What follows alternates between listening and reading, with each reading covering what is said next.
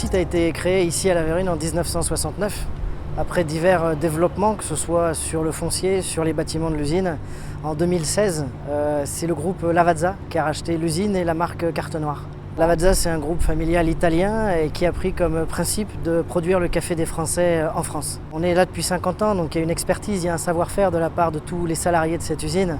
On a une matière première qui est approvisionnée par le port de Marseille, donc qui n'est pas très loin, et notre marché c'est la France, donc on est très proche de notre marché, donc on a un circuit logistique qui est très court. Donc j'ai découvert un site d'abord industriel très moderne, très performant, qui démontre qu'on peut produire, comme le disait le directeur du site, ici en France, de manière importante, un site sur un produit banal, le café. On a, je crois, dans l'immense majorité des foyers partout.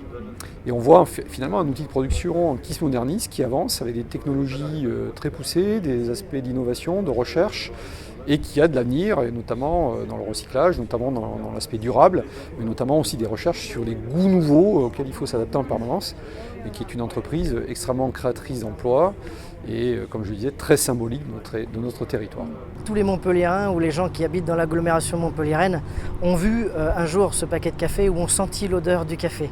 En fonction des vents, on va le sentir soit plutôt du côté de Montpellier, la place de la Comédie, soit dans les terres, vers Saint-Georges-d'Orc ou Murviel et Montpellier.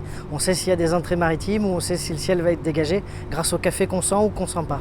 Alors sur le marché français, Carte Noire représente 15% du marché. Et les 27 000 tonnes de café qui sont produites sur le site de La Vérune se détaillent en 19 000 tonnes de café torréfié en paquet de 250 grammes, 7 000 tonnes de café en dosette souple compatible avec les machines Senseo et 1300 tonnes de capsules compatibles Nespresso. Depuis l'arrivée de Lavazza, c'est plus de 30 millions qui ont été mis sur l'usine, donc c'est colossal. On est en train de parler d'investissements annuels entre 8 et 10 millions d'euros pour cette usine, sur tous les secteurs, que ce soit dans les nouvelles technologies, un nouveau torréfacteur, une nouvelle machine à capsule, des nouvelles machines à dosette, ou bien sur les infrastructures, les toitures, la façade et tout ce qui va faire en fait l'environnement de travail des salariés de cette usine. On va retrouver pour les investissements futurs des investissements sur des marchés en croissance, des marchés qu'on appelle portionnés, soit sur les dosettes souples ou sur les capsules. Oui, on a une école de formation qu'on a créée il y a 2 ans qui s'appelle Carte Noire Formation.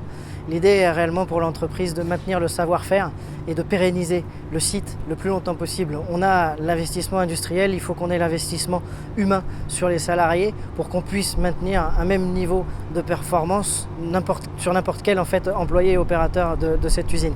Donc cette école de formation est vraiment là en fait, pour donner des compétences à nos employés et une employabilité aussi et pérenniser le savoir-faire de cette usine.